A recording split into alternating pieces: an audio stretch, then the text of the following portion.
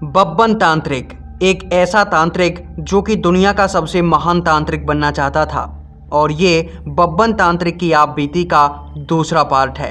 अगर आपने इससे पहले वाला वीडियो नहीं देखा है तो आपसे एक निवेदन है कि वीडियो की डिस्क्रिप्शन में आपको इस कहानी का पहला पार्ट मिल जाएगा। पहले आप उस कहानी को सुनिए, उसके बाद आपको पता चलेगा कि बब्बन तांत्रिक के इस पार्ट में क्या होने वाला है। तो चलिए हेडफोन पहन लीजिए और शुरू करते हैं आज की बब्बन तांत्रिक की आप बीती।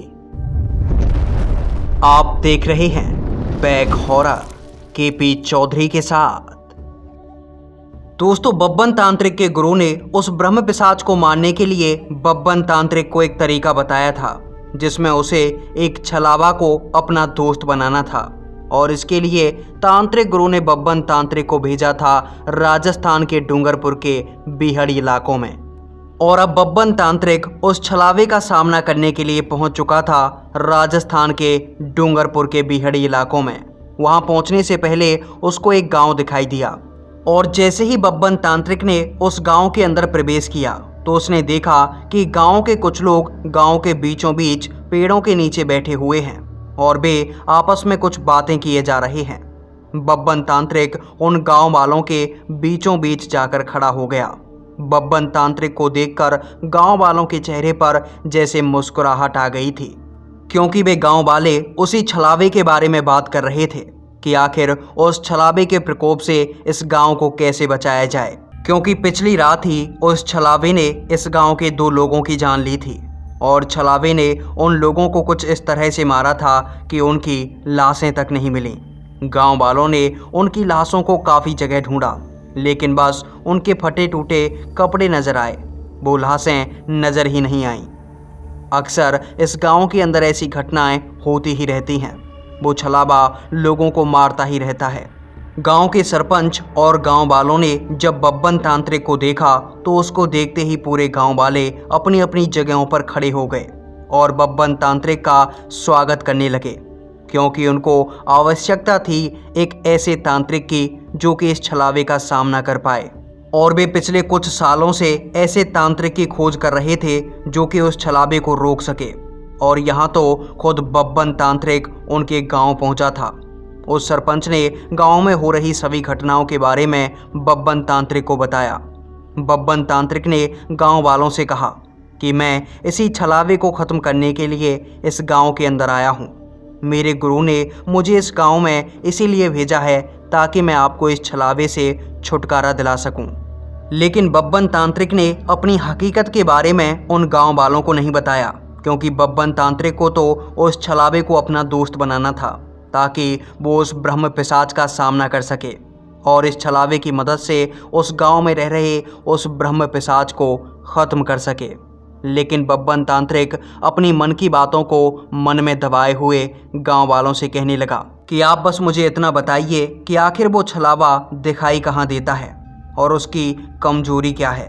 तब गांव के सरपंच ने बब्बन तांत्रिक को बताया, बाबा, हमारे गांव से 2 किलोमीटर दूर एक पानी की बावड़ी है और पूरे गांव वाले उसी पानी की बावड़ी से पानी भर कर लाते हैं, क्योंकि यहाँ पर आसपास कहीं और पानी नहीं है, इसलिए हमें मजबूरन वहाँ जाना पड़ता है। दिन के समय तो ठीक है, लेकिन जब भी कोई गांव वाला या फिर कोई जानवर रात के समय में उस बावड़ी के अंदर जाता है और वहाँ से पानी भर कर लाने की कोशिश करता है तो वो छलावा गांव वालों को बेवकूफ़ बनाकर उसी बावड़ी के अंदर डुबो कर मार देता है। और हैरानी की बात यह है कि आज तक उस बावड़ी के अंदर किसी भी व्यक्ति की लाश नहीं मिली, बल्कि उस बावड़ी के किनारे पर लोगों के फटे पुराने कपड़े मिलते हैं, जिससे ये पता चलता है कि उस छलावे ने लोगों को मार दिया है और वो लोग लौटकर कभी इस गांव के अंदर वापस नहीं आते। पिछली रात भी उस छलावे ने 2 लोगों की जान ली है। गांव के सरपंच की बातें सुनने के बाद बब्बन तांत्रिक ये तो समझ गया था कि वो छलावा काफ़ी खतरनाक है, क्योंकि अक्सर छलावे लोगों को बस बेवकूफ़ बनाते हैं, उन्हें छलते हैं, लेकिन लोगों को ज़्यादातर मौत के घाट नहीं उतारते। लेकिन ये छलावा बस लोगों को मारने का ही काम करता है। बब्बन तांत्रिक ने कुछ मन में सोचते हुए गांव के सरपंच से कहा, देखो, अब तुम्हें घबराने की कोई ज़रूरत नहीं है। अब मैं इस गांव के अंदर आ चुका हूँ मैंने न जाने कितने ही भूत प्रेतों और छलाबों का सामना किया है, और इस बार मैं इस छलाबे को भी ख़त्म कर दूंगा। और ऐसा कहने के बाद बब्बन तांत्रिक रात की प्लानिंग बनाता है।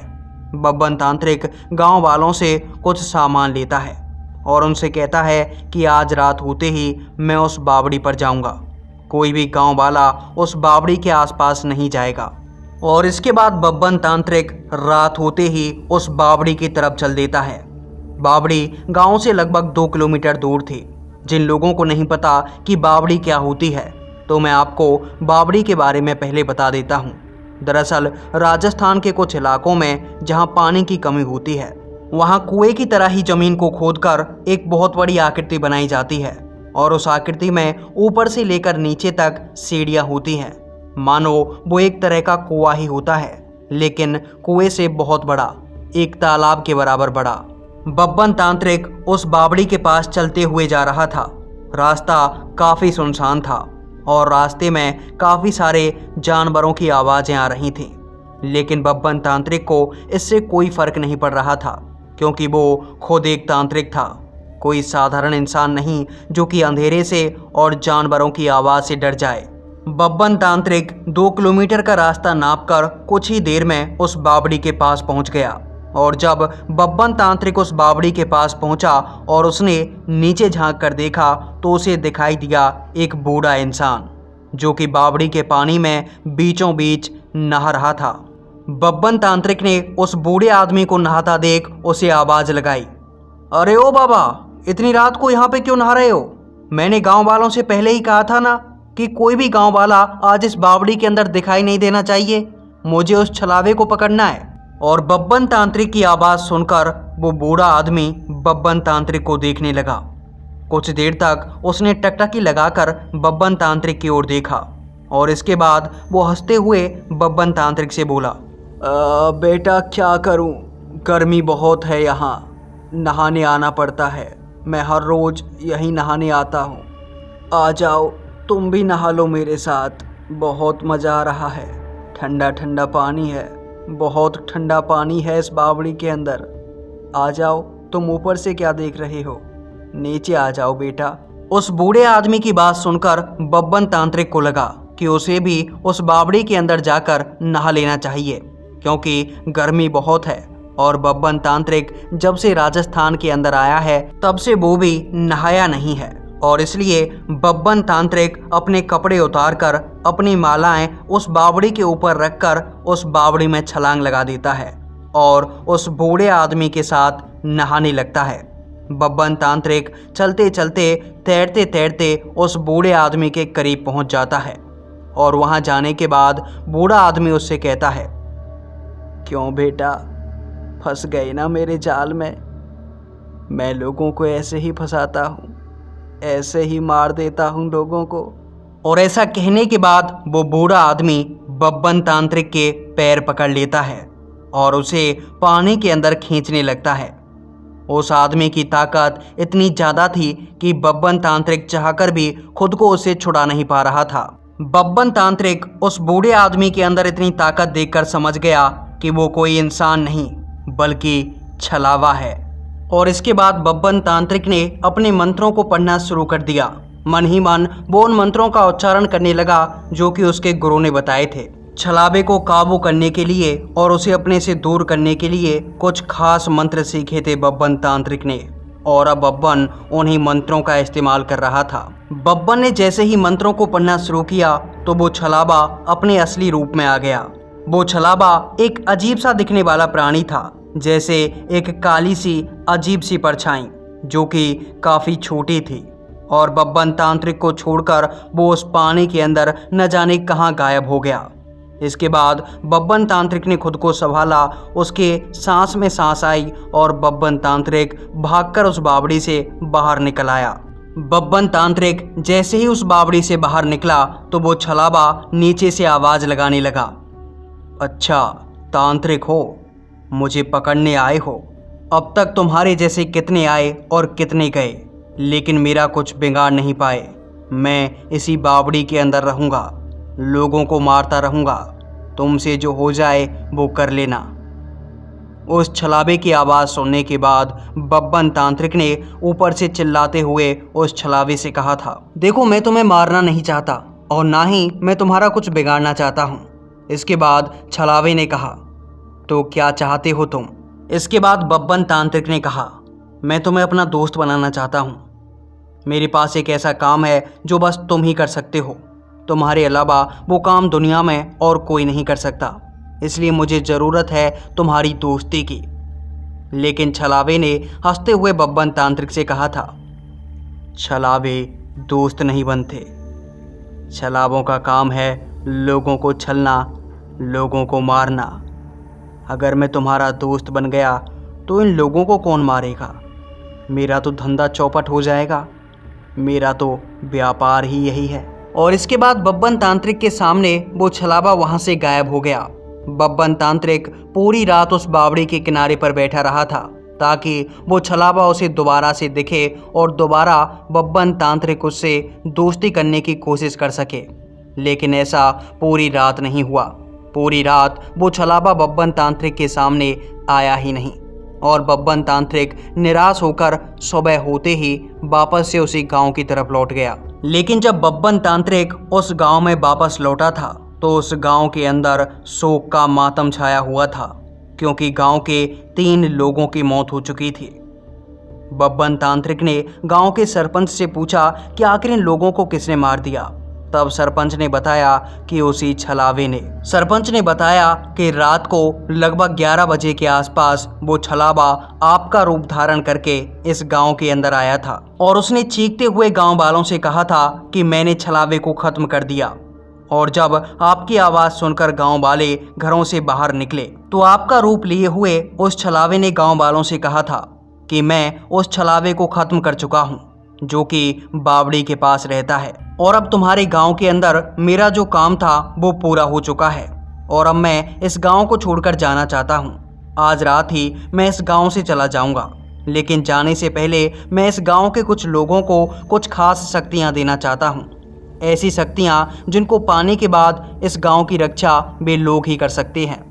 और जब गांव वालों ने यानी हमने आपका रूप धारण किए उस छलावे से पूछा था कि आखिर आप हमें क्या शक्तियां देना चाहते हो, तो उसने कहा था कि मैं लोगों को उड़ने की शक्ति देना चाहता हूं। इस शक्ति को पाने के बाद आप में से कुछ लोग उड़ सकेंगे और उड़ना सीखने के बाद आप लोग बड़ी बड़ी परेशानियों से आराम से बच पाएंगे। और इसके बाद वो छलावा हम सभी गांव वालों को पास ही के एक पहाड़ी के पास ले गया और उस पहाड़ी के पास जाकर उसने कहा कि आप में से 3 लोग इस पहाड़ी के ऊपर चढ़ जाइए और पहाड़ी की चोटी पर जाने के बाद जैसे ही मैं 3 तक गिनती बोलूँगा तुम्हें नीचे कूदना है और नीचे कूदते हुए ही तुम्हारे शरीर से पंख निकल आएंगे और तुम तीनों ही लोग उड़ने लग जाओगे और इसके बाद तुम्हारे पास हमेशा हमेशा के लिए वो पंख रहेंगे और तुम उड़कर अपने गांव की रक्षा कर पाओगे। इसके बाद हम सभी गांव वालों ने गांव के 3 लोगों को चुना और पहाड़ी की सबसे ऊंची चोटी पर भेज दिया। और इसके बाद आपका रूप धारण किए उस छलावे ने 3 तक गिनती पढ़ी और उसने कहा कि अब तुम नीचे कूद जाओ। और जब गांव के वो तीनों लोग पहाड़ी से नीचे कूदे तो उनके कोई पंख नहीं निकले, बल्कि वो सीधा जमीन पर एक चट्टान से टकराए थे और तीनों के तीनों की वहीं मौत हो गई। और उनके मरते ही आपके रूप में छुपा हुआ वो छलावा तुरंत अपने रूप में आ गया और अपने असली रूप में आते ही उसने सभी गांव वालों को चेतावनी दी कि अगर हम लोग यहाँ से आपको दूर नहीं करेंगे, इस गांव से अगर हम आपको नहीं भगाएंगे तो वो छलावा इसी तरह से लोगों को मौत के घाट उतारता रहेगा। गांव के सरपंच ने बब्बन तांत्रिक को ये कहानी सुनाने के बाद बब्बन तांत्रिक से कहा था कि अब तुम्हें ये गांव छोड़कर जाना पड़ेगा। ये हम सभी की सुरक्षा का सवाल है, क्योंकि तुम भी उस छलावे का कुछ नहीं बिगाड़ सकते। तब बब्बन तांत्रिक उस गांव को छोड़कर वापस से अपने गुरुजी के पास आ गया और जब उसने ये आप बीती अपने गुरुजी को सुनाई तो उसके गुरु यानी जो तांत्रिक गुरु थे वो काफ़ी गुस्सा हो गए और उन्होंने बब्बन से कहा कि तुम एक छलावे को काबू नहीं कर पाए, कैसे तांत्रिक हो। इसके बाद बब्बन तांत्रिक के गुरु ने बब्बन तांत्रिक से कहा था कि तुम्हें उस छलावे को काबू करने के लिए पहले एक चुड़ैल को अपने काबू करना होगा और चुड़ैल को काबू करने के बाद तुम्हारा काम हो जाएगा। इसके बाद बब्बन तांत्रिक निकल पड़ा था चुड़ैल की खोज में। फिर चलते चलते उसको पता लगा कि एक गांव के अंदर एक चुड़ैल काफी दिनों से आतंक मचा रही है। बब्बन तांत्रिक एक रात उस गांव के अंदर रुका था और उसने देखा कि रात के 9 बजते ही वो चुड़ैल गांव के अंदर प्रवेश कर चुकी थी और गांव के अंदर काफी आतंक मचा रही थी। फिर बब्बन तांत्रिक ने अपने मंत्र और तंत्र की सिद्धि से उस चुड़ैल को काबू कर लिया। चुड़ैल को काबू करने के बाद बब्बन तांत्रिक फिर से पहुंच गया डूंगरपुर के उन्हीं बीहड़ी इलाकों के उस गांव के अंदर जहां पर वो छलावा रहा करता था। लेकिन उस गांव में पहुंचते ही बब्बन तांत्रिक ने देखा कि उस गांव के अंदर जहां पर वो छलावा रहा करता था पिछले कुछ दिनों में काफ़ी लोगों की मौत हो चुकी थी। गांव के सरपंच अब नहीं रहे थे क्योंकि बब्बन तांत्रिक के जाते ही उस छलावे ने सबसे पहले अपना शिकार गांव के सरपंच को ही बनाया था। सरपंच के मरने के बाद वो गांव वाले पूरी तरह से हताश हो चुके थे, लेकिन जैसे ही उन्होंने बब्बन तांत्रिक को देखा तो उनकी जान में जान आई और बब्बन तांत्रिक ने अब की बार उन गांव वालों से वादा किया था कि अब की बार वो छलावा इस गांव से हमेशा हमेशा के लिए चला जाएगा। या तो वो छलावा बब्बन तांत्रिक के साथ रहेगा या फिर आज का दिन उस छलावे के लिए आखिरी दिन होगा। और रात होते ही बब्बन तांत्रिक पहुंच गया था उसी बावड़ी के पास जहां पर वो छलावा रहा करता था। और इस रात भी बावड़ी के पास पहुंचते ही बब्बन तांत्रिक ने देखा कि उस बावड़ी के नीचे एक बूढ़ा आदमी काफ़ी जोरों से नहा रहा है। वो नहाते नहाते बब्बन तांत्रिक की तरफ देखते हुए मुस्कुराया और बोला, क्यों रे तांत्रिक, फिर से आ गया तू? लगता है तू भी मरना चाहता है। आजा, आज नहाएगा नहीं मेरे साथ। इसके बाद बब्बन तांत्रिक ने हंसते हुए उस छलावे से कहा, देखो तुम्हारे अंदर काफ़ी शक्ति है और तुम काफ़ी चालाक भी हो, लेकिन मैं तुम्हें दोस्त बनाना चाहता हूँ। क्या तुम मेरे दोस्त बनोगे? तब छलावे ने बब्बन तांत्रिक से कहा था, छलावा और तुम्हारा दोस्त?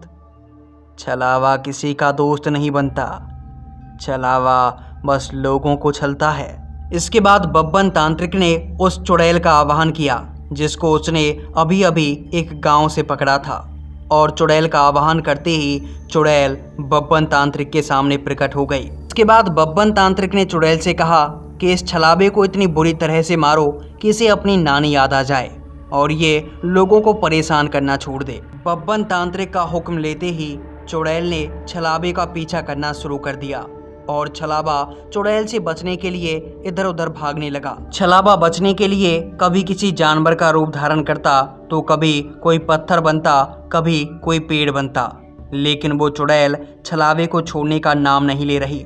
वो चुड़ैल बार बार उस छलावे के पीछे पहुंच जाती और उसको एक जोरदार चांटा लगाती। छलावा उस चुड़ैल से बचने की पूरी कोशिश कर रहा, लेकिन वो चुड़ैल थी कि छलावे को छोड़ने का नाम ही नहीं ले रही।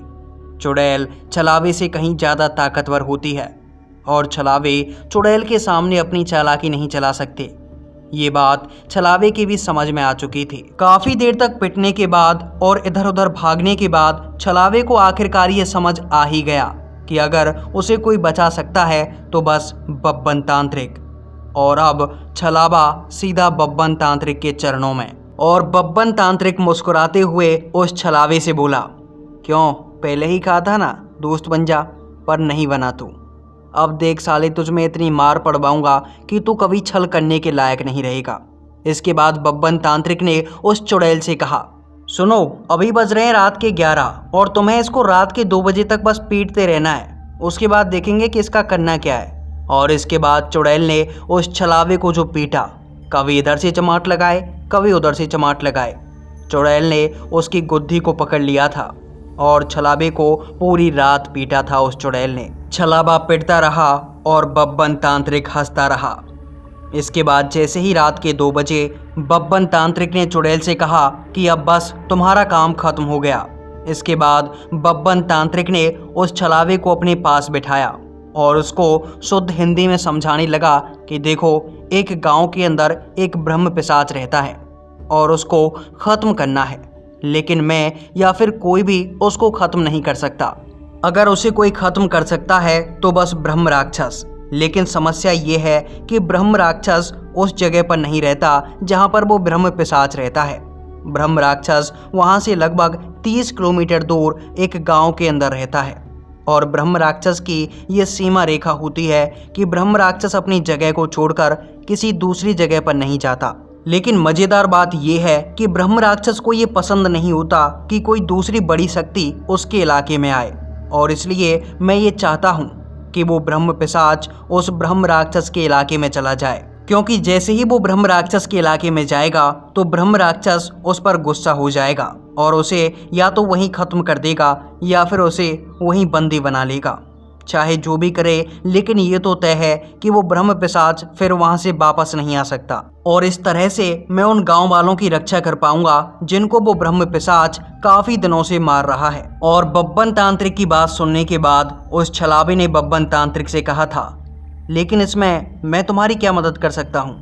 भला मैं उस पिशाच को कैसे मार सकता हूँ? और छलावे की बात सुनने के बाद बब्बन तांत्रिक ने चिल्लाते हुए उससे कहा, अबे अकल के अंधे, तुझे उसे मारना नहीं है, तुझे बस एक चालाकी चलानी है। तुझे ऐसा करना है कि जब हम उस गांव के अंदर पहुंचेंगे तो मैं उस गांव के अंदर जाते ही उस ब्रह्म पिशाच को चुनौती दूंगा। उससे कहूंगा कि अगर ताकत है तो इन गरीब लोगों को क्यों मारता है, मुझे द बब्बन तांत्रिक को मार के दिखा।